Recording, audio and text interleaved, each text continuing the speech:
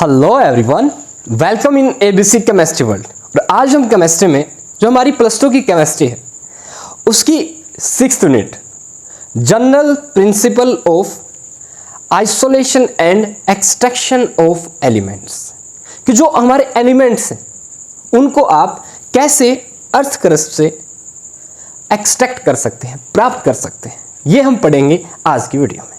ठीक है, तो इस वीडियो में हम जो 6th यूनिट है +2 की केमिस्ट्री की उसका बेसिक्स अच्छे से कंप्लीट करेंगे और 1 मार्क्स में बोर्ड एग्जाम्स में एंड स्पेशली इन नीट जो क्वेश्चन पूछे जाते हैं वो हम बेसिकली इस वीडियो में इस यूनिट के सारे क्वेश्चंस अटेम्प्ट करते हैं। ठीक है, तो आपको अच्छे से इस वीडियो को देखना है और साथ ही साथ इसको अपनी नोटबुक में राइट भी कर लेना है। ठीक है, तो अच्छे से आप फिर इनकी बार बार रिवीजन करेंगे। जैसे जैसे आप इनकी रिवीजन करेंगे आपको ये अच्छे से मेमोराइज हो जाएंगे। ठीक है, अच्छे से लर्न कीजिए, अच्छे से स्टडी कीजिए और इस वीडियो को देखिए। लेट्स सी, चलिए स्टार्ट करते हैं। General principle and processes of isolation of elements. ठीक है, ये हमारी 0001 वीडियो है, पहली वीडियो है इस यूनिट की। देखिए क्या है भाई, हमें पता है जो हमारी पीरियोडिक टेबल है, मॉडर्न पीरियोडिक टेबल जो बेस्ड है on the principle of atomic number. ठीक है, जेड के 1 से लेके 118 एलिमेंट हैं मॉडर्न पीरियोडिक टेबल में। 1 to 118 from hydrogen to oganesson तक। ठीक है, हाइड्रोजन से लेके ओ गणेशन तक 118 एलिमेंट है पीरियोडिक टेबल में। ओके, देन पीरियोडिक टेबल में 18 ग्रुप्स हैं जो आपके 18 ग्रुप्स में है। ठीक है, एंड 7 पीरियड्स में है, 7 पीरियड्स है। ओके, 18 ग्रुप्स वर्टिकल लाइंस 18 हैं पीरियोडिक टेबल में, 7 पीरियड्स हॉरिजॉन्टल लाइंस 7 हैं पीरियोडिक टेबल में। ओके, तो ध्यान दीजिए, साथ में जो हमारे लेंथेनोइड्स एंड एक्टिनोइड्स हैं वो 6th एंड 7th पीरियड में प्रेजेंट होते हैं, बट इनको हम नीचे मेन पीरियोडिक टेबल से नीचे दिखाते हैं। ठीक है, okay, lanthanoids and actinoids done. इसके साथ हमारी पीरियोडिक टेबल में 4 ब्लॉक है, mainly S, P, D and बताइए आप कौन सा F। ये 4 आपके ब्लॉक हैं। ठीक है, S ब्लॉक में 2 आपके ग्रुप्स आते हैं, पहला और दूसरा। ठीक है, 3 से लेके 12 ग्रुप आता है तक डी ब्लॉक में आते हैं। 13 से 18 आते हैं आपके पी ब्लॉक में। ठीक है, जो आपका एफ ब्लॉक है इनकी स्टडी हम जनरली पीरियड वाइज करते हैं जो आपके 6th एंड 7th पीरियड में होते हैं, लेंथेनोइड्स एंड एक्टिनोइड। इस तरीके से हमारे पास कुल मिला के पीरियड टेबल में 118 एलिमेंट्स हैं। ओके, इन एलिमेंट्स को आप कैसे गेन करेंगे, कहां है ये एलिमेंट्स? देखिए चारों तरफ हमारा एटमॉस्फेयर बायोस्फेयर है। बायोस्फेयर को हम किस में डिवाइड करते हैं? लिथोस्फेयर चट्टानों में, हाइड्रोस्फेयर किसमें? वाटर है जहां, एंड एटमॉस्फेयर जहां एयर है। ओके, ये हमारा बायोस्फेयर हो गया।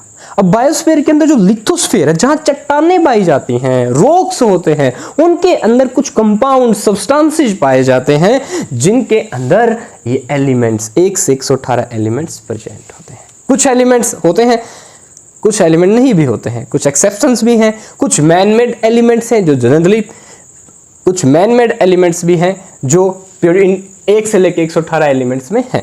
ओके, मैक्सिमम एलिमेंट्स हमें अर्थ की क्रस्ट में मिल जाते हैं, जो भूपर पट्टी है मतलब ऊपर वाली सरफेस है, इसमें मिल जाते हैं। उसके बाद एलिमेंट अंदर गहराइयों में जहां चट्टानें पाई जाती हैं, सेडिमेंट्री रॉक्स होते हैं, इग्नियस चट्टानें जो होती हैं, इग्नियस रॉक्स वहां पाए जाते हैं। ओके, अब इन एलिमेंट्स को आप जो हमारे दैनिक जीवन में इस्तेमाल होते हैं, डेली रूटीन एक्टिविटीज में इस्तेमाल होने वाले जो मेटल्स हैं, नॉन मेटल्स हैं, उनको हम जनरली अर्थ से गेन कर लेते हैं।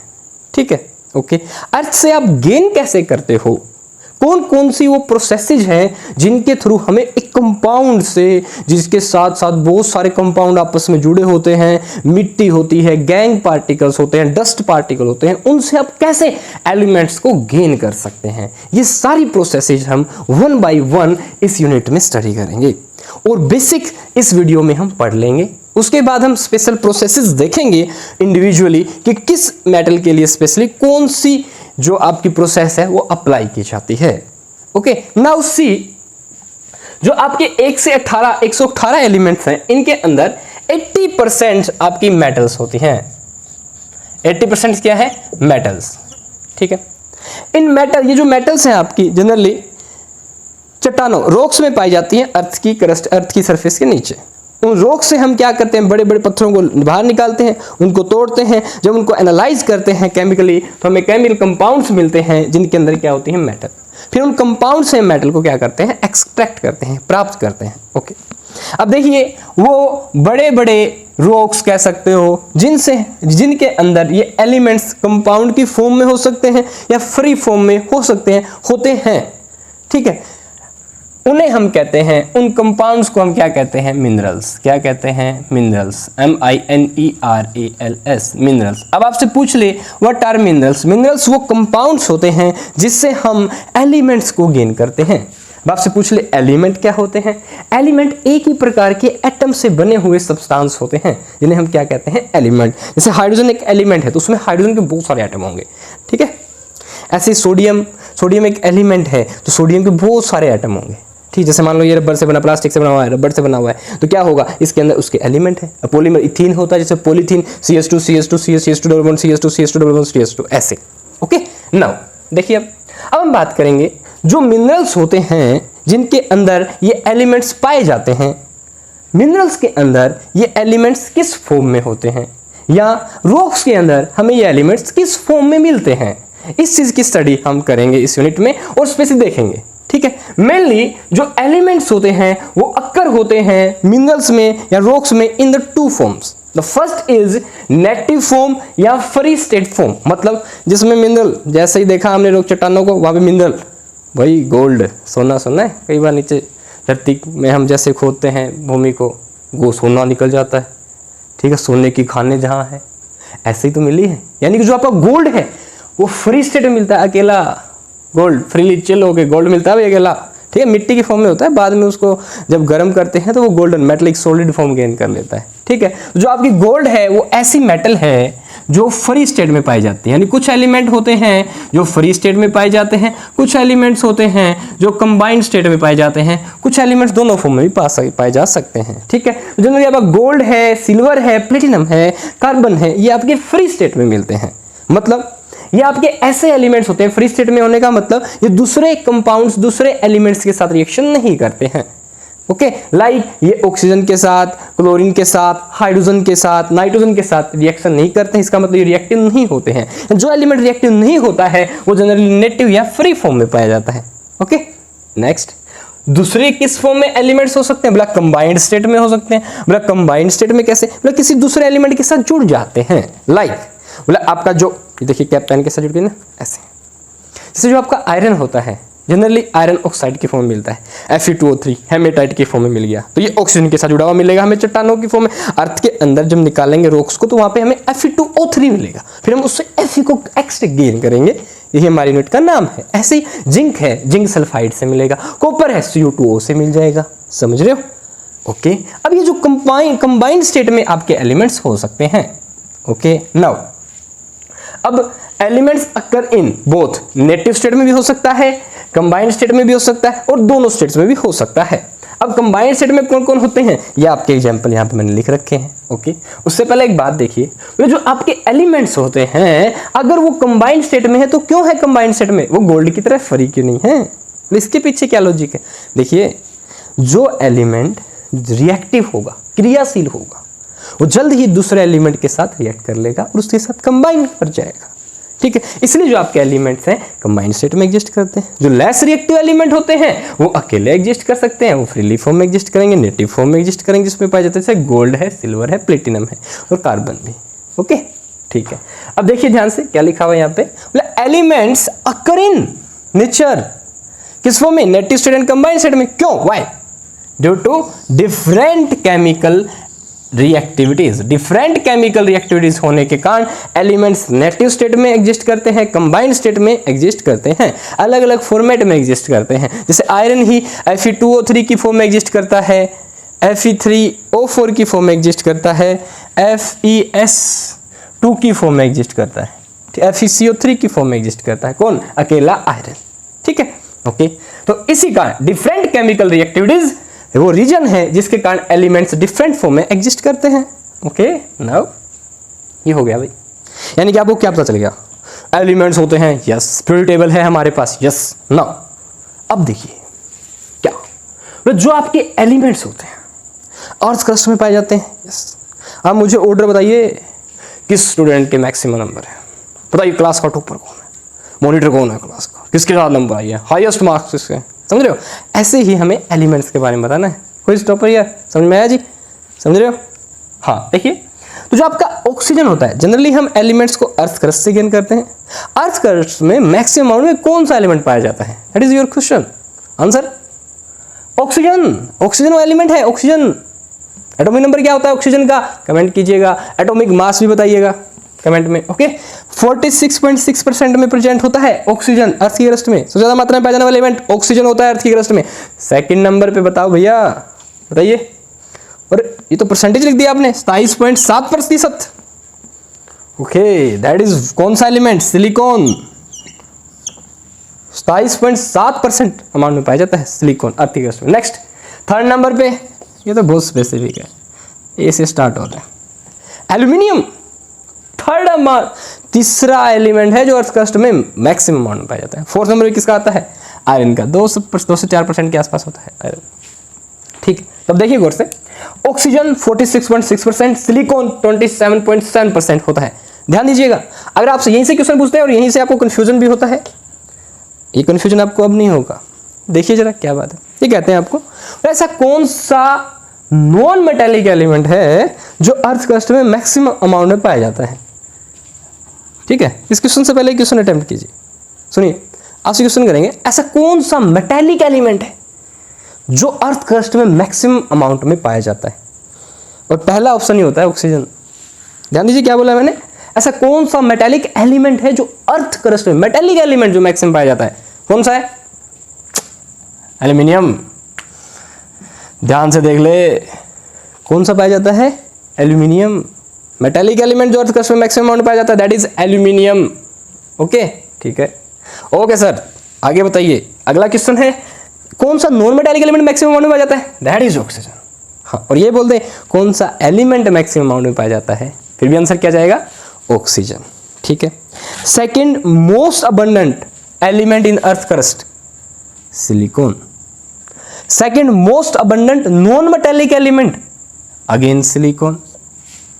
ठीक है, second most abundant metallic element in earth crust, metallic element in earth crust, metallic element in earth crust कौन सा होता है जी, iron. Second number, first number पे कौन है, अपना एल्यूमिनियम, हवाई जहाज जो बनते हैं ना, देखिए। ओके, हो गया एलिमेंट। यहाँ से क्वेश्चन बड़ा ध्यान से कीजिएगा अटेम्प्ट आप। ठीक है, नेक्स्ट देखिए भाई, मेटल, 80% मेटल्स पाए जाते हैं एलिमेंट्स में। ठीक है, कैलकुलेट कर लीजिएगा चाहे। ओके, मैक्सिमम डी ब्लॉक में होता है। नौ, ये जो मेटल्स हैं, ठीक है, इन मिनरल्स यानी कंपाउंड्स में पाए जाते हैं जो अर्थ क्रस्ट में रॉक्स, बड़े बड़े चट्टानों की फॉर्म में मिलते हैं, लंप्स की फॉर्म में मिलते हैं। ठीक है, क्या कंपाउंड्स, इनके अंदर जो हमारे ये जो कंपाउंड होते हैं, एलिमेंट होते हैं, ये कंबाइंड स्टेट में होते हैं। ठीक है, अब क्या बात है, बोला अगर इन कंपाउंड से जो आपके चट्टानों में मिलते हैं, हमें सब्सटेंस मिलते हैं, उनसे अगर हमें एलिमेंट को निकालने में आसानी हो, इकोलॉजिकली बेनिफिट हो, यानी कि हमें फायदा हो, मान लीजिए मेरे पास एक टुकड़ा है चट्टान का। ठीक है, मेरे पास कितना टुकड़ा है, एक चट्टान का टुकड़ा है। रखिएगा, मान लीजिए मेरे पास एक चट्टान का टुकड़ा है। ठीक है, ओके, अब मैं उसके अंदर आयरन की है, अब मैं आयरन को उससे चट्टान के टुकड़े में तो भाई बहुत सारे कंपाउंड्स हैं, उन कंपाउंड्स में फिर आपका आयरन का एक कंपाउंड है, आयरन के कंपाउंड से हमें आयरन को निकालना है। ठीक है, तो इसके लिए मान लीजिए मैं बहुत सारी प्रोसेसेज अप्लाई करता हूँ, आयरन को निकाल लेता हूँ। ठीक है, अब मान लीजिए आयरन को निकालने में मैंने 100 रुपये खर्च कर दिए। ठीक है, और जो आयरन है वो 50 रुपये का मिला है, तो क्या आपको फायदा होगा, वो भाई घाटे में चले जाएंगे हम तो। ठीक है, तो इसका मतलब आयरन को एक्सट्रैक्ट करना क्या हो गया, टफ, इकोनॉमिकली बेनिफिटेबल नहीं है। अब ऐसे कंपाउंड या सब्सटेंस, चट्टान का टुकड़ा जिससे एलिमेंट को निकालना इकोनॉमिकली बेनिफिटेबल न हो, उन्हें हम क्या कहते हैं? मिनरल्स। क्या कहते हैं उनको? मिनरल्स। उन कंपाउंड, उन सब्सटेंस को क्या कहेंगे? मिनरल्स, जिनसे आयरन एलिमेंट को गेन करना, एक्सट्रैक्ट करना क्या हो? इकोनॉमिकली बेनिफिटेबल ना हो, that substances are known as minerals. इसके अपोजिट, इसके विपरीत क्या? अगर आयरन को गेन करना, किसी एलिमेंट को एक्सट्रैक्ट करना किसी सब्सटेंस से इकोनॉमिकली बेनिफिटेबल हो, तो उस सब्सटेंस को बच्चों क्या कहते हैं बताइए? और। क्या कहते हैं? और। तो और आपके वो सब्सटेंस होते हैं, या आप कह सकते हैं वो मिनरल्स होते हैं जिनसे एलिमेंट को एक्सट्रैक्ट करना इकोनॉमिकली बेनिफिटेबल होता है। इसका मतलब अब की बार क्या करनी है, मतलब आयरन को निकालने में आपको 100 रुपये खर्च करने पड़े, ठीक है, पर जितना आपने आयरन निकाला आपको 300 रुपये मिल गए, 200 रुपये का बेनिफिट हुआ ना, समझ रहे हो? यही क्या है? और। अब उसी मिनरल को, उसी सब्सटेंस को आप क्या कहेंगे? और।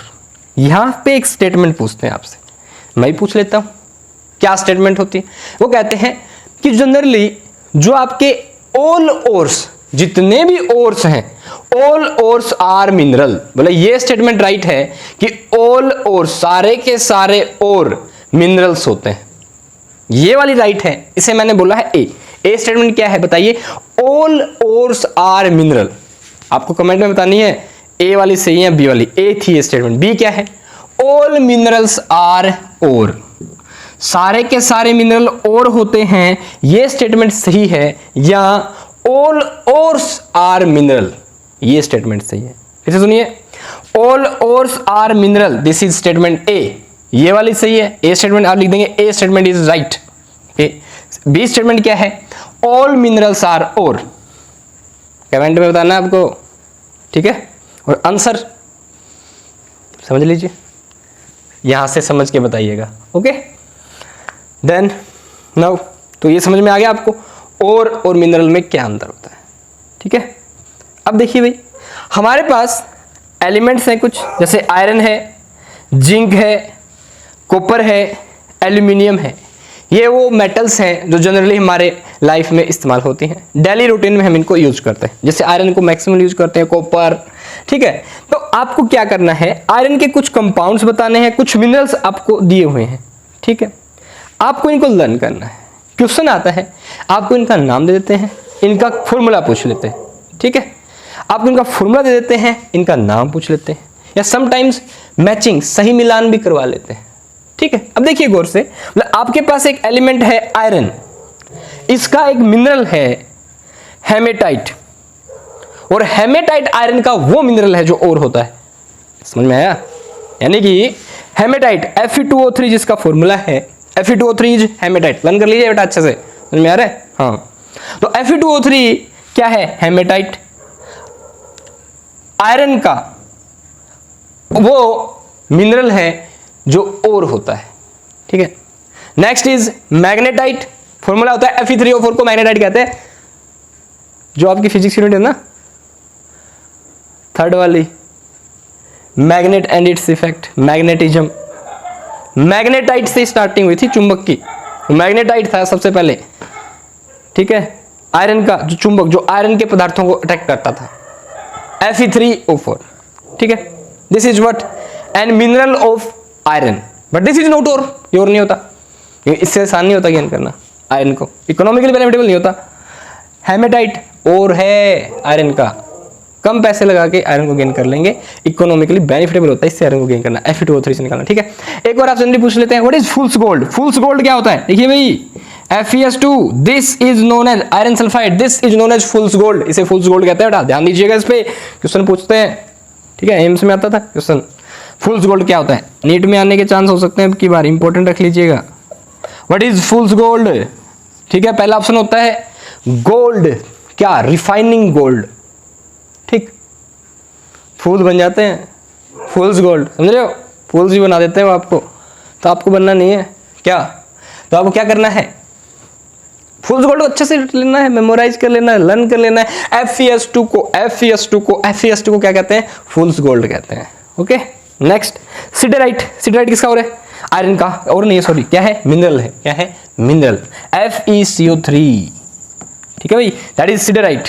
क्या है ये? सिडराइट, सिडराइट FeCO3। नेक्स्ट, जिंक के मिनरल्स बताइए। ZnS जिंक सल्फाइड, जिसे कहते हैं जिंक ब्लेंड, ठीक है, जिंक ब्लेंड, ओके। या सफेराइट, सफेराइट, सफेराइट, सफेराइट, ठीक है, that is an ore of zinc, यानी कि इससे जिंक को एक्सट्रैक्ट करना क्या होगा हमारे लिए economical benefit, that is ore, ZnS zinc blende. एक इसकी रूट जाइड फॉर्म भी होती है। ZnS में सॉलिड स्टेट से अगर लिंक करें तो क्या 4 यूनिट होती हैं। ZnS के अंदर 4 यूनिट्स होती हैं। ZnS की एक यूनिट सेल के अंदर 4 यूनिट होती है ZnS की। ध्यान रखना, Z का नंबर 4 डेंसिटी निकालते समय सॉलिड स्टेट में Z की वैल्यू कितने रखेंगे आप? 4। Next, zincite, ZnO is known as zincite, this is an mineral of zinc. Calamine, ZnCO3, देखिए सिडराइट होता है FeCO3, कैलेमाइन होता है व्हाट? ZnCO3। कैलेमाइन क्या होता है? ZnCO3, okay. नेक्स्ट, अब है कॉपर के और क्यूप्राइट किसको कहते हैं? क्यूप्राइट का फॉर्मूला है Cu2O, याद रख लीजिएगा अच्छे से। Cuprite Cu2O, that is cuprous oxide भी कह सकते हो आप इसको, क्यूप्राइट को। क्यूप्रस यानी कॉपर की जो ऑक्सीजन स्टेट यहाँ पे कितनी है? +1। जहां कॉपर की ऑक्सीजन स्टेट +1 हो उसे कहते हैं क्यूप्राइट, जहां +2 हो उसे कहते हैं क्यूप्रस, ओके। एक है चाल्कोसाइट या कॉपर ग्लास, कॉपर का ये मिनरल होता है, that is Cu2S, cuprous sulphide है ये cuprous oxide, this is cuprous sulphide. Chalcocite is Cu2S, note it carefully, confuse नहीं होना है। अगर आप वीडियो अच्छे से देखेंगे, अच्छे से लर्न करेंगे, अच्छे से लिखेंगे इसको तो अरे आसानी से कर पाएंगे। चाल्कोसाइट पूछ लेते हैं जनरली, ध्यान रखना, ठीक है। Cu2O, cuprite is an ore of copper. Next, CuFeS2, भाई ये NTA के पेपरों में बहुत बार पूछा जा चुका है। कॉपर पायराइट किसका और होता है? कॉपर पायराइट किसका और होता है? किसका मिनरल होता है? कॉपर आयरन दोनों का होता है, लेकिन कॉपर ज्यादा मात्रा में होता है। CuFeS2, ध्यान रखना, ओके। आगे देखिए, एक होता है मेलाचिटे, मेलाचाइट, मेलचाइट, मेलाचिटे, याद रखने का तरीका माला चिट्टे बट जैसे भी आप याद करें आपको लर्न होना चाहिए, आपको नीट अच्छे से करना है भाई। 17 जुलाई को होने जा रहा है, ठीक है। केमिस्ट्री में 180/180। देखिए CuCO3, copper carbonate, copper hydroxide का मिक्सचर क्या होता है? यही जो आपका मिनरल जो copper carbonate and copper hydroxide से मिलकर बना है, दैट इज नोन एज मेलाचाइट, उसे क्या कहते हैं? मेलाचाइट। तो ये था भाई आपका और मिनरल के बारे में, general principle of extraction and isolation of element की शुरुआत, ठीक है। इसके बाद हम सारी प्रोसेसेस इसी वीडियो में फर्दर हम देखेंगे, ठीक है। बने रहिए, कंटिन्यू लिखते रहिए, इसका अच्छे से स्क्रीनशॉट ले लेना। एक सेकंड रुकिए, एक बात और बता देता हूं आपको, मतलब एल्यूमिनियम का और होता है बॉक्साइट, Al2O3। एल्यूमिनियम का और होता है bauxite, BAUXIT। Bauxite is an ore of aluminium, note it carefully. और जबकि क्ले, क्ले क्या होता है? मिनरल होता है किसका? Clay is mineral of what? Aluminium, but this is not an ore of aluminium. Clay भी किसका और होता है? एल्यूमिनियम का। एक ऐसी कैलोनाइट या क्ले एक ही बात है, कैलोनाइट बोल दे, मिनरल है किसके? एल्यूमिनियम के, पर एल्यूमिना इसके साथ हाइड्रोक्साइड हो जुड़ जाते हैं, H2O, वाटर के मॉलिक्यूल, ठीक है। तो ये बॉक्साइट कहलाता है। एल्यूमिना Al2O3 होता है एल्यूमिनिया, ठीक है भाई, ओके। आपको ये पता चल गया, क्ले, वो क्ले क्या है? मिनरल है एल्यूमिनियम का, but bauxite is ore of aluminium. ये हो गया। आगे देखिए भाई, एक आपसे पूछ ले व्हाट इज Fe3C, ये क्या है? This is known as cementite, इसे सीमेंटाइट कहते हैं, याद रख लेना। Fe3C, this is known as what? Cementite, ये सीमेंटाइट है, ठीक है। नेक्स्ट हम वो प्रोसेसेस पढ़ेंगे, बेसिकली कौन कौन सी प्रोसेसेस हैं जो ओर को, मतलब पहले से ओर में जो गैंग पार्टिकल होता है, मिट्टी वगैरह धूलकण होते हैं, उनसे ओर को बेनिफेक्शन प्रोसेस इनको बोलते हैं, कि आप कैसे ओर की सफाई करेंगे, ठीक है। आपको एक मिनरल, एक कंपाउंड मिल जाएगा, उसके बाद हम रिफाइनिंग करेंगे, ठीक है, प्यूरिफिकेशन करेंगे, ठीक है। इन सभी प्रोसेसेस को अभी एक साथ देखेंगे, ठीक है। अभी आप इसका स्क्रीनशॉट ले लीजिए और अच्छे से लर्न कीजिए। हाँ भाई, आगे देखिए, ये आपका नेक्स्ट पेज है। इसके अंदर हम क्या करने जा रहे हैं, फर्दर जो हमारी मेटलर्जी है एक्चुअली क्या होती है देखेंगे। जो हम कर रहे हैं ना, जनरल प्रिंसिपल अप्लाई कर रहे हैं, प्रोसेसेस देख रहे हैं आइसोलेशन ऑफ एलिमेंट्स की, इन्हें हम एक्चुअल में एक साथ कहते हैं मेटलर्जिकल प्रोसेसेस। क्या कहते हैं? मेटलर्जिकल प्रोसेसेस, ठीक है। अब हमने पता कर लिया और क्या होता है, ठीक है, हमें और मिल गया, ठीक है। जैसे यानी हम पहले एक बार कंफर्म कर लेते हैं, जैसे हेमेटाइट से हमें आयरन मिल जाता है ना आसानी से, तो ये क्या हुआ, हमें और अब कंफर्म हो गया कि जो ये और है ये हेमेटाइट का है, और हेमेटाइट से आयरन का मिलना हमारे लिए इकोनॉमिकल बेनिफिटेबल है, तो और को तो हम पहचान लेंगे, ठीक है। अब इस और से मेटल गेन करना, ओर से मेटल गेन करने के लिए जो प्रोसेस हम अप्लाई करते हैं, इन सभी प्रोसेसेस को मिला के बोलते हैं metallurgy. What is metallurgy? The process of extracting metal from the ore is known as metallurgy. ठीक है, इस मेटलर्जी में हम जो भी प्रोसेस अप्लाई करेंगे उन्हें क्या कहते हैं? मेटलर्जिकल प्रोसेसेस या मेटलर्जिकल ऑपरेशंस। ठीक है, अब देखिए अलग अलग प्रकार के एलिमेंट्स होते हैं। आयरन है, कॉपर है, जिंक है, एल्यूमिनियम है, गोल्ड है, मरकरी है। ठीक है, अब इन सब की फिजिकल एंड केमिकल प्रॉपर्टीज क्या होती हैं? अलग अलग have physical and chemical properties different. जो आपकी मेटल्स होती हैं इनकी फिजिकल और केमिकल प्रॉपर्टीज अलग अलग होती हैं। ठीक है, तो इन मेटल्स को गेन करने के लिए जो हमें प्रोसेस अप्लाई करनी पड़ेंगी वो भी अलग अलग होंगी। Done? Yes sir. Okay, next बोला अगर मेटल्स अलग अलग हैं, मेटल्स की प्रॉपर्टीज अलग अलग हैं, तो मेटल्स को गेन करने के लिए जो मेथड लगाने पड़ेंगे वो भी क्या होंगे? अलग अलग। इन सभी मेथड्स को मिला के हम क्या कहते हैं? मेटलर्जिकल प्रोसेसेस या मेटलर्जिकल ऑपरेशंस। ठीक है, क्या कहते हैं भाई? Metallurgical operations. तो चलिए अब हम स्टार्ट करेंगे। पहले क्या करना, हम पहले ओर से गेन करेंगे क्रूड मेटल। क्या गेन करेंगे भाई? Crude metal. अब ये क्रूड मेटल क्या होती है? ऐसी मेटल जिसमें इंप्योरिटी हो। ठीक है, अब ओर से क्रूड मेटल को गेन करना, इसके लिए जो प्रोसेस अप्लाई करेंगे हम, ठीक है, उनको हम कहेंगे मेटलर्जिकल ऑपरेशंस, जिनमें कुछ प्रोसेसेस हैं। ठीक है, ऐसे ही फर्दर फिर हम क्या करेंगे? क्रूड मेटल से क्या गेन करेंगे? मेटल। क्या गेन करेंगे भाई? मेटल। इसके लिए फर्दर जो प्रोसेसेस अप्लाई करेंगे इनको भी हम क्या कहेंगे? Metallurgical processes. ठीक है, अब डिफरेंट मेथड्स होंगे डिफरेंट एलिमेंट्स के लिए, डिफरेंट प्रोसेसेस अप्लाई करनी पड़ेंगी डिफरेंट एलिमेंट्स के लिए, डिफरेंट मेटल्स को गेन करने के लिए। ठीक है, चलिए सीखते हैं इन मेथड्स को। देखिए भाई क्या है, बोला सबसे पहले आपके पास कोई चट्टान मिल गई। ठीक है, तो आप क्या करेंगे? कपड़ा वगैरह लगाएंगे, साफ करेंगे उसका। जैसे छुट्टियों के बाद आपके जो बैग्स होते हैं देखे होंगे आप, मिट्टी लग जाती है, धोते भी नहीं है भैया। ऐसे क्या होती है, जो मिट्टी लगी है इसे कहते हैं गैंग। अब जैसे मिट्टी किसी कंपाउंड के साथ होती है उसे क्या कहेंगे? गैंग। उस मिट्टी को कपड़े से हटाना। ठीक है, बैग की ड्रेसिंग हो गई ना, बैग अच्छा लगने लग गया, आपने मिट्टी हटा दी। ऐसे ही ओर की ड्रेसिंग होती है। तो जो पहला स्टेप होता है मेटलर्जिक प्रोसेस में वो होता है ओर का क्या? ड्रेसिंग। ओर ड्रेसिंग कहते हैं उसको, मिट्टी उठा दो, गैंग बोलते हैं मिट्टी को। ठीक है, ओर से मिट्टी को हटाना क्या कहलाता है? ओर ड्रेसिंग। या इंप्योरिटीज का हटाना कह सकते हो आप। तो मान लीजिए आयरन के साथ कोई दूसरे सब्सटेंस की इंप्योरिटी है, मैंने कह दिया आयरन के साथ टिन ऑक्साइड प्रेजेंट है SnO2, तो SnO2 को हटाना। या जैसे आप देखते हैं कई बार कणक का पीसना करते हैं, ठीक है, घर में कणक की सफाई करते हैं, कणक में मिट्टी पत्थर कण छोटे छोटे होते हैं, उनको रिमूव करना। केवल क्या बच जाए आपके पास? साफ कणक बच जाए, ताकि किरकर वगैरह आटे में ना आए। समझ रहे हो? ठीक है, आटा पिसाते समय देखा होगा आपने। तो इसे क्या कहते हैं? इस पहले मेथड को क्या कहते हैं? ओर ड्रेसिंग या beneficiation process of ore. Beneficiation of ore, मिट्टी को हटाना, गैंग को हटाना। मिट्टी क्या कहलाती है? गैंग। यानी कि ओर के अलावा ओर के साथ जुड़ा हुआ जो भी सब्सटेंस है, चाहे वो कोई दूसरा और ही क्यों ना हो, that is known as what? Gangue. Simple, impurity. Okay, अब इस इंप्योरिटी हटाने क्या कहलाएंगे? क्या कहलाता है? Beneficiation of ore, also known as what? Concentration of ore. ठीक है, अलग अलग एलिमेंट्स के लिए हमारे पास अलग अलग मेथड है कंसंट्रेशन ऑफ ओर के। पहले हम ओर की सफाई कर रहे हैं केवल। ठीक है, पहला मेथड हमारे पास हैंड पिकिंग। जैसे गेहूं को चुनते हैं भाई, गेहूं को साफ करते हैं, चावल बनाते समय चावल को साफ करेंगे, धीमे धीमे कंकड़ पत्थर निकाल देंगे। ठीक है, हैंड पिकिंग मेथड कहेंगे, हाथ से ही आप ओर को कंसंट्रेट कर दीजिए। ठीक है, next second method is levigation. हम इसमें क्या करते हैं? हम और लेते हैं, उसको भी चट्टान पर रख देते हैं, ऊपर दिए यहाँ पे ऊंचाई पे, पानी का फ्लो करवा देते हैं, उससे जो मिट्टी जो जुड़ी होगी वो बाहर निकल जाएगी। तो आजकल आपने देखो AC वगैरह की सफाई करते हैं, पानी को प्रेशर के साथ लेके ऐसे, ठीक है, पानी मार देते हैं, जल्दी जल्दी वो पानी आसानी से मिट्टी आती जाती है, साफ हो जाते हैं। ठीक है, ऐसे ही हमारे पास आजकल हम टेक्नोलॉजी के हिसाब से एयर प्रेशर को, एयर का इस्तेमाल करते हैं।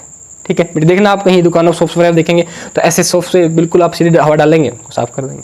तो ऐसे क्या करते हैं, जो ओर्स होते हैं उनको हाइट में रख लेते हैं, पानी पास करेंगे, पानी पास करने के आसानी से इम्प्योरिटी जुड़ी हुई है चली जाएंगी। फॉर एग्जाम्पल सिंपल सा ले लो यार, आपने साबुन लगाई अपने बालों में, पानी डालते रहो, देखा जो साबुन है वो सारी बाहर आ जाएंगी, आपके बाल स्पष्ट हो जाते हैं, आपका चेहरा निखर आ जाता है, निखर जाता है, समझ रहे हो?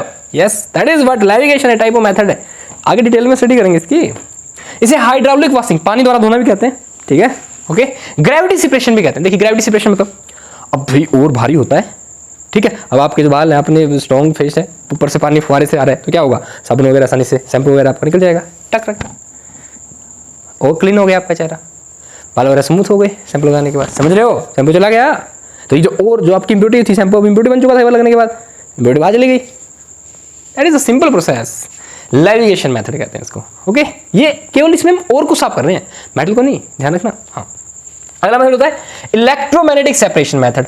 इलेक्ट्रोमैग्नेटिक सेपरेशन मेथड में क्या हुआ, बोलो मैग्नेटम, यानी कि इसमें और या इम्प्योरिटी कोई ना कोई, देखिए जो और ड्रेसिंग है ये और इम्प्योरिटी दोनों के नेचर पर डिपेंड करता है। अब आपका और मान लीजिए मैग्नेटिक है, और के साथ जो इम्प्योरिटी जुड़ी हुई हो वो नॉन मैग्नेटिक हो, तो इलेक्ट्रोमैग्नेटिक एक रोलर होगा, उसके ऊपर डाल देंगे उस और को, पाउडर फॉर्म में डाल देंगे, तो चुंबक बड़ा होगा, चुंबक के पास चला जाएगा, चुंबक भी लगी होती है ऊपर, या घूमने वाला रोलर लगा देते हैं पट्टे के ऊपर और डाल देंगे, एक रोलर जैसे घूमेगा, आगे मैग्नेट लगा रखी होती है, तो मैग्नेट उसको, और जो मैग्नेटिक और है मैग्नेटिक सब्सटेंस है उसको अपनी तरफ अटैच कर लेगी, जो मैग्नेटिक नॉन मैग्नेटिक है वो आगे चला जाएगा। इस तरीके से दोनों नॉन मैग्नेटिक इम्प्योरिटीज हो या और हो अलग हो जाएंगे, समझ रहे हो? यानी कि देखिए मान लीजिए आपके पास Fe2O3 पाउडर फॉर्म में है, इसके साथ SnO2 इम्प्योरिटी है। अब SnO2 आपकी क्या है, नॉन मैग्नेटिक, Fe2O3 क्या है, मैग्नेटिक, समझ रहे हो? तो यानी मैग्नेटिक के पास आसानी से चला जाएगा, Fe2O3 पाउडर फॉर्म में लेते हैं तो आपका Fe2O3 अलग हो जाएगा हेमेटाइट, और SnO2 बाहर चला जाएगा, ठीक है। ऐसी कोई मैग्नेटिक इम्प्योरिटी हुई और जो आपका और नॉन मैग्नेटिक हुआ तो और आगे चला जाएगा, मैग्नेटिक इम्प्योरिटी क्या चली जाएगी। जैसे हमने देखा चुंबक को फेर दे तो छोटे मोटे कण जो लो के पार्टिकल्स होते हैं, कील वगैरह वो आ जाते हैं साथ में, ठीक है। अब भाई जो लैविगेशन मेथड है वो किस के लिए अप्लाई करते हैं जनरली, देखिए गोल्ड के लिए, सिल्वर के लिए, प्लेटिनम के लिए अप्लाई करते हैं, ऑल्सो Fe2O3 के लिए अप्लाई करते हैं दिस मेथड, लैविगेशन मेथड। नेक्स्ट है फ्रोथ फ्लोटेशन प्रोसेस। फ्रोथ का मतलब होता है झाग, ठीक है। जनरली जो हमारे लेड सल्फाइड है PbS, इसको ZnS जिंक सल्फाइड सल्फाइड और के लिए अप्लाई करते हैं फ्रोथ फ्लोटेशन प्रोसेस। सही नाम करवाएंगे, फ्रोथ फ्लोटेशन प्रोसेस इस तरह लिखा होगा, आप उस तरफ देख लेना, लेड सल्फाइड PbS, ठीक है। जिंक सल्फाइड से लेड सल्फाइड को अलग करते हैं with the help of froth flotation process, इसमें झाग बन जाते हैं, ठीक है। लेड सल्फाइड के जिंक सल्फाइड के बनते नहीं है, दोनों एक साथ होते हैं, सल्फाइड को हमें अलग करना है, PbS भी होता है साथ में, जिंक सल्फाइड भी होता है, झाग बनाते हैं तो केवल PbS के बनते हैं, बहुत सारे सब्सटेंस भी डालते हैं। पढ़ेंगे अच्छे से फ्रोथ फ्लोटेशन प्रोसेस आगे वाले वीडियोज में, देखते रहिए, अच्छे से पढ़िए, मस्त रहिए। PbS ZnS, PbS के झाग बनते हैं, फ्रोथ बनते हैं, ZnS के नहीं बनते, ZnS नीचे बैठा रह जाएगा, PbS के झाग बन जाएंगे, PbS को अलग कर लेंगे, मिल गया हमें, और ठीक है। Next method is leaching, most important process leaching. इसमें दो खास प्रोसेस है, देखिए फर्दर बेयर्स प्रोसेस, लीचिंग हम करवाते हैं एल्यूमिनियम की, एल्यूमिना गेन करने के लिए, एल्यूमिनियम का और होता है एल्यूमिना को हम लीचिंग प्रोसेस अप्लाई करते हैं। लीचिंग प्रोसेस में क्या है, बेरिंग। लीचिंग क्या होती है भाई, और को आप एक केमिकल का यूज करें, सोडियम हाइड्रोक्साइड इस्तेमाल करते हैं एल्यूमिनियम के और के साथ, जिसमें जो इम्प्योरिटी केवल एल्यूमिना एक साथ यूज हो जाता है। एल्यूमिना आपका क्या करेगा, जो केमिकल हम यूज करेंगे ना उसके साथ रिएक्ट करके बाहर, एल्यूमिना केमिकल के साथ रिएक्ट करके साइड में हो जाएगा, इम्प्योरिटी बाहर चली जाएगी, समझ रहे हो, अलग हो जाएगी। सिंपल लीचिंग कहते हैं, केमिकल का यूज करके और को कंसंट्रेट करना, समझ में आ रहा है? ओके नो, फॉर एग्जाम्पल जैसे एक तो आप सिंपल अपने मुंह को सिंपल पानी से धो ले, समझ रहे हो? यस, एक केमिकल मतलब कोलगेट लेते हो ना, केमिकल है वो, ध्यान रखना, केमिकल कंपाउंड है, तो कोलगेट लेते हो ब्रश के ऊपर, ब्रश कोलगेट करते हो, क्या है लीचिंग है बोल देंगे बस, जब आप कोलगेट कर रहे हो सिंपल मुंह धो रहे हो तो क्या है, ये वाली प्रोसेस ही है, अदरवाइज लीचिंग में केमिकल यूज होता है। एक और भी MacArthur Forrest cyanide process, इसमें सोडियम साइनाइड इस्तेमाल होती है, इसलिए बोल दिया भाई साइनाइड प्रोसेस, नाम है लड़के किसी बंदे का मैक आर्थर। तो MacArthur Forrest cyanide process एक प्रकार की लीचिंग होती है, जिसमें हम क्या करते हैं, गोल्ड एंड सिल्वर लाइट आना भाई, तो गोल्ड और सिल्वर के जो और हैं इनको क्या करते हैं हम, कंसंट्रेट करते हैं। कंसंट्रेट का मतलब क्या है, यहाँ पे और ड्रेसिंग, सफाई करते हैं, गैंग से सेपरेट करते हैं गोल्ड को एंड सिल्वर को, ठीक है। तो इस प्रकार से हमने क्या किया, और की सफाई कर दी। अब हमारे पास केवल और आ गया है, क्या गया है, और we have at present time what ore. Leaching process apply करते हैं। लीचिंग प्रोसेस में हम दो स्पेशल प्रोसेस पढ़ते हैं, एक है आपकी बेयर्स प्रोसेस, एक है आपकी MacArthur Forrest cyanide process. Bayer's process alumina के लिए, एल्यूमिनियम के और बॉक्साइट के लिए आप समझेंगे इस्तेमाल करेंगे। एयू गोल्ड के लिए और सिल्वर के लिए मेक अर्थ फॉरेस्ट साइनाइड प्रोसेस अप्लाई की जाती है। गुड, क्या बात है, बहुत बढ़िया। नेक्स्ट, अब क्या है भाई, अब हम क्या करेंगे, एक्सट्रैक्शन सेकंड स्टेप रहेगा हमारा मेटलर्जिकल ऑपरेशंस में, एक्सट्रैक्शन ऑफ क्रूड मेटल। अब आपने ओर को स्पाई कर दी, आपके पास केवल ओर आ चुका है। अब आपके पास अकेला ओर है, जैसे मान लो Fe2O3, यस ओर मिल गया आपको, कोई इंप्योरिटी इसके साथ नहीं है, ठीक है। अब इससे हम क्या गेन करेंगे, एक्सट्रैक्शन ऑफ क्रूड मेटल, किससे, फ्रॉम ओर। तो पहले हम ओर से क्या गेन करेंगे, क्रूड मेटल। क्रूड मेटल क्या होती है, इंप्योरिटी वाली मेटल, समझ रहे हो, अब केवल मेटल होगी, समझ रहे हो, मतलब कैसे, ये आपका Fe2O3 और है, इसमें कोई इंप्योरिटी नहीं है, इससे हमें क्या मिल जाएगी, आयरन Fe, पर इस आयरन में इंप्योरिटी होगी, समझ में आ रही बात, okay. Then extraction of crude metal, ठीक है, क्या कहलाता है, एक मेथड का नाम यही है, ये कहलाता है, कोई नाम नहीं है इस पे, ठीक है। क्रूड मेटल को इस्तेमाल करेंगे, ये क्रूड मेटल को गेन करेंगे, क्लियर। देखिए फर्दर, तो क्या होगा, और से हम क्या बनाते हैं, मेटल ऑक्साइड बनाते हैं, ठीक। फिर इस मेटल ऑक्साइड को फर्दर कन्वर्ट करते हैं किसमें, क्रूड मेटल में। यानी कि जो आपके पास और है, आप उसको क्या कर लें, सबसे पहले आसानी से उसको या कोई तरीका लगा के ऑक्साइड में बदलें। जैसे ही आप मेटल के ओर को ऑक्साइड में बदल देंगे, ऑक्साइड को हम क्या करेंगे, हटा देंगे, रिडक्शन कर देंगे उसका, आपको आसानी से क्या मिल जाएगा, क्रूड मेटल मिल जाएगा, ठीक है। तो देखिए क्या होगा, और को आप पहले मेटल ऑक्साइड में बदलिए, ऑक्सीडेशन करवाइए इसका, ठीक है। अब यहां पे दो बातें आती हैं, जैसे देखिए मान लीजिए आपके पास और है Fe2O3 का, अब ये पहले से क्या है, ऑक्साइड है आपका, क्या है भाई ये, ऑक्साइड। अब अगर आपको इस और को ऑक्साइड में बदलना है, जो पहले से ऑक्साइड में बदला हुआ है, समझ रहे हो, पहले पढ़ी है क्या बात। अगर आपके पास जो और है वो पहले से ऑक्साइड में हो, तो उसे ऑक्साइड में कन्वर्ट करने की आवश्यकता क्या है, ठीक है। क्या करते हैं, हमें और को क्या करना है, सेकंड स्टेप में और के ऑक्साइड में बदलना है, तो इसके लिए हम क्या अप्लाई करेंगे, एक फर्नेस में ये काम करवाते हैं, जिसे क्या कहते हैं, रिवर्बरेटरी फर्नेस।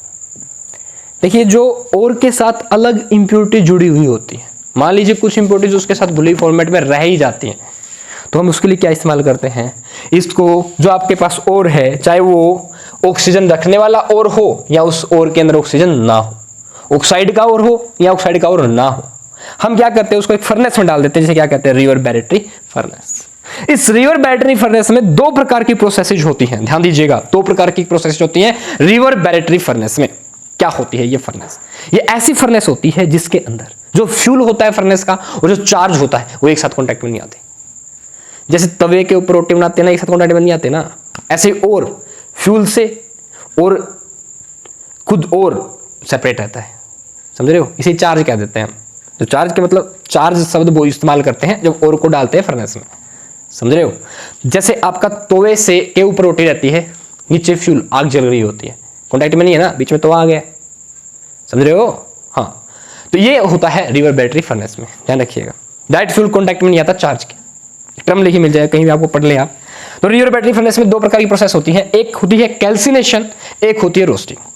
बोले कैल्सिनेशन क्या होती है, बोले ऐसी प्रोसेस जिसमें आपको ऑक्सीजन की रिक्वायरमेंट नहीं पड़ेगी, मतलब अगर वो और पहले से ऑक्साइड है तो आपको ऑक्सीजन की देने की आवश्यकता नहीं पड़ेगी। एक होती है प्रोसेस रोस्टिंग, बोले हमें क्या कर रहे हैं, हम सेकंड स्टेप में और को मेटल के ऑक्साइड में बदल रहे हैं, हमने और का ड्रेसिंग कर दिया है, कंसंट्रेशन ऑफ और हम कर चुके हैं, बेनिफिकेशन प्रोसेस और पे अप्लाई कर चुके हैं, और के साथ इंप्योरिटी कम ही है। अब क्या कर रहे हैं, अब इस और को मेटल के ऑक्साइड में बदल रहे हैं, अब भी कुछ इंप्योरिटी बची होंगी इसके साथ जुड़ी रह गई होंगी ना, अब इस वाले स्टेप में अलग हो जाएंगे। जो आपका मेटल है वो किस में कन्वर्ट हो जाएगा, मेटल के ऑक्साइड में। अब मेटल के ऑक्साइड में कन्वर्ट होगा, दो तरीके हैं, एक तो कैल्सिनेशन और एक रोस्टिंग। मतलब कैल्सिनेशन किसके ऊपर अप्लाई होता है, मतलब जिसके पास पहले से ऑक्सीजन, जैसे Fe2O3 है, FeCO3 है, Fe3O4 है, इनके पास पहले से ही ऑक्सीजन है, जिस और में पहले से ऑक्सीजन है उसके लिए रिवर्बरेटरी फर्नेस में कैल्सिनेशन प्रोसेस अप्लाई की जाती है। क्या करने के लिए, और को मेटल के ऑक्साइड में बदलने के लिए। ऐसे ही सेम टू सेम अगर और के पास क्या, जैसे मान लीजिए आपका ZnS जिंक सल्फाइड है, क्या इसके पास कोई FeS2 है, क्या इसके पास ऑक्सीजन है, क्या नहीं है ना इसके और के पास, तो क्या करेंगे आप, इनको ऑक्सीजन देंगे। अब हमें ऑक्सीजन देनी पड़ेगी। तो वो प्रोसेस जिसमें हम और को ऑक्सीजन देके किसमें कन्वर्ट करते हैं, आगे की वीडियो जो रोस्टिंग प्रोसेस में क्या होता है, जो आपके और होते हैं उनके पास ऑक्सीजन नहीं होता, जैसे कि जिंक सल्फाइड है, लेड सल्फाइड है, आयरन सल्फाइड है, ठीक है। तो हम क्या कहते हैं, इनको ऑक्सीजन की प्रेजेंस में हम रिवर्बरेटरी फर्नेस में हीट करते हैं। इसके अंदर जो वेंट्स होते हैं हवा पास करने के, ऑक्सीजन पास करने के लिए जो होल्स होते हैं उनको ओपन छोड़ देते हैं, ठीक है। तो क्या होगा, इनके साथ ऑक्सीजन जुड़ेगी और जो आपकी मेटल है वो ऑक्साइड में कन्वर्ट हो जाएगी। कॉपर होगी तो कॉपर ऑक्साइड में कन्वर्ट हो जाएगी, आयरन होगा तो आयरन ऑक्साइड में कन्वर्ट हो जाएगी, ठीक है। तो रोस्टिंग क्या होती है, जब आप ओर से मेटल ऑक्साइड बना रहे हो, ओर से क्या बना रहे हो, metal oxide in presence of oxygen in the reverberatory furnace, this process is known as roasting. While in absence of oxygen from ore से आप मेटल ऑक्साइड बना रहे हो in the reverberatory furnace, then this process is known as calcination.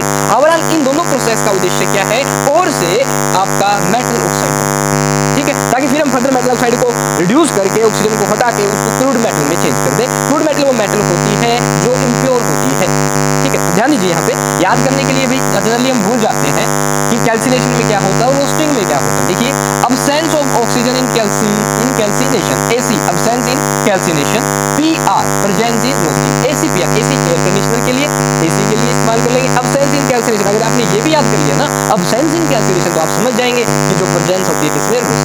तो भाई सीधी सी बात है, आपको ओर को अब कन्वर्ट करना है ऑक्साइड में। अगर पहले से ही ओर में ऑक्सीजन है तो आप कैल्सिनेशन अप्लाई कर दो, अगर पहले से ही ओर में ऑक्सीजन नहीं है तो आप रोस्टिंग करें। ओवरऑल दोनों के रिजल्ट परिणाम स्वरूप क्या होंगे, आपको मेटल का ऑक्साइड मिल जाएगा, ठीक है।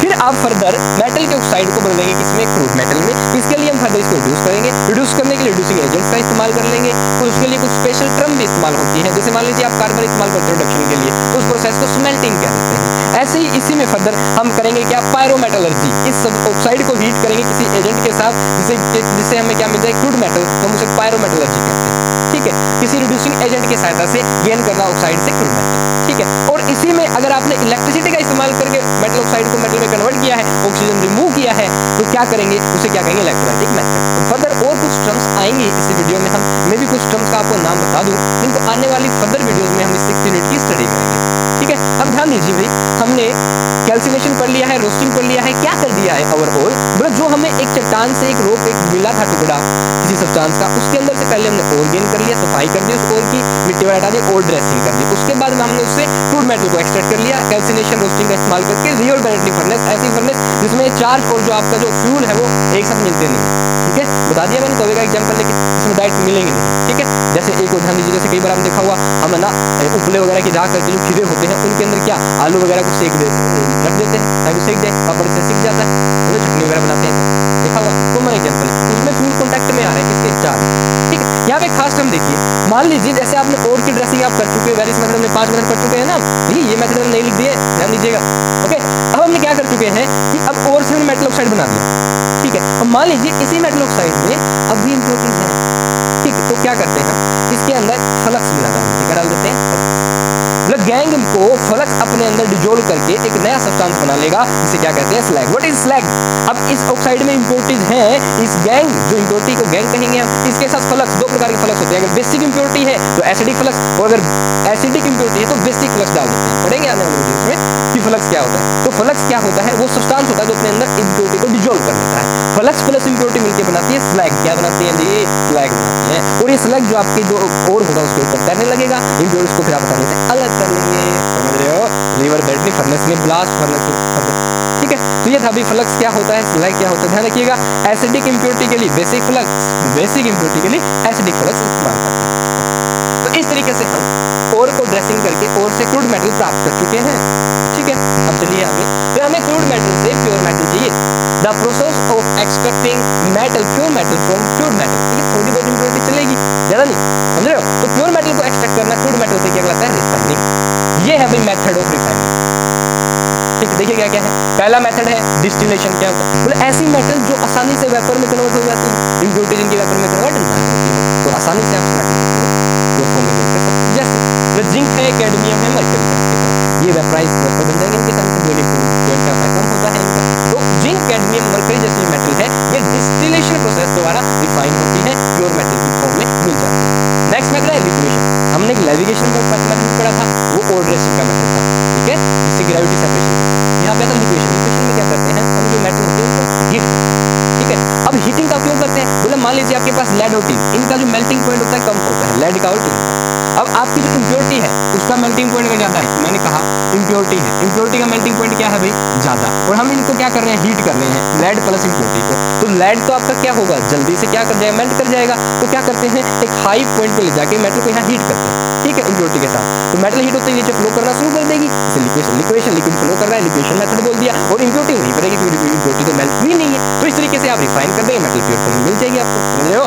लेड और टिन को लिक्वेशन मेथड से रिफाइन करते हैं। देन इलेक्ट्रोलाइटिक रिफाइनिंग, इलेक्ट्रिसिटी का इस्तेमाल करके एनोड का, इलेक्ट्रोलाइटिक सेल में एनोड का इस्तेमाल करेंगे कॉपर को, एनोड मड बन जाएगा, जिसमें कॉपर से जो ज्यादा लेस रिएक्टिव एलिमेंट जो खुद रिडक्शन में जाएंगे उन वो एनोड मड में मिलते हैं। जैसे कॉपर के केस में करेंगे तो क्या मिलेगा आपको, सिल्वर और गोल्ड। सिल्वर के केस में क्या मिलेगा आपको, गोल्ड एज एनोड मड, ध्यान रखिएगा। तो कॉपर, ब्लिस्टर कॉपर भी चमक मारे, ऐसा कॉपर इसमें सल्फर के कारण भी हो जाता है, सल्फर डाइऑक्साइड के कारण कॉपर चमक मारने लग जाता है, इसे क्या कहते हैं, ब्लिस्टर कॉपर, चमकीला कॉपर। इलेक्ट्रोलाइटिक रिफाइनिंग, ठीक है, एल्यूमिनियम को भी ऐसे इलेक्ट्रोलाइटिक रिफाइनिंग से करते हैं। एक होता है जोन रिफाइनिंग। जोन रिफाइनिंग क्या होता है, बोले जो हमारे पास सब्सटेंस है क्रूड मेटल में क्या या नॉन मेटल, जनरली आपका silicon, germanium, gallium, boron, indium के लिए जोन रिफाइनिंग इस्तेमाल करते हैं। इसमें मतलब जो हमारे पास टुकड़ा आया है मेटल या सेमी मेटल का, ठीक है, मेटलोइड का जो टुकड़ा आया है उसको क्या करते हैं हम, हीट करते हैं हाई टेम्परेचर रोलर के साथ। जैसे आप रोलर के साथ हीट, मान लीजिए टुकड़ा है हीट करते जाएंगे, क्या होता है, जो इम्प्योरिटी होती है ना वो मेल्टेड फॉर्म में ज्यादा रहना चाहती है। किसको ज्यादा रहना चाहती है, ध्यान दीजिए, किसमें, मेल्टेड फॉर्म में, ठीक है। जैसे मान लीजिए यहाँ पे गया, यहाँ पे रोलर ने हीट कर दिया, ठीक है, मान लीजिए हीट कर दिया, क्या होगा, यहाँ इम्प्योरिटी जो होगी वो जल्दी मेल्ट कर गई।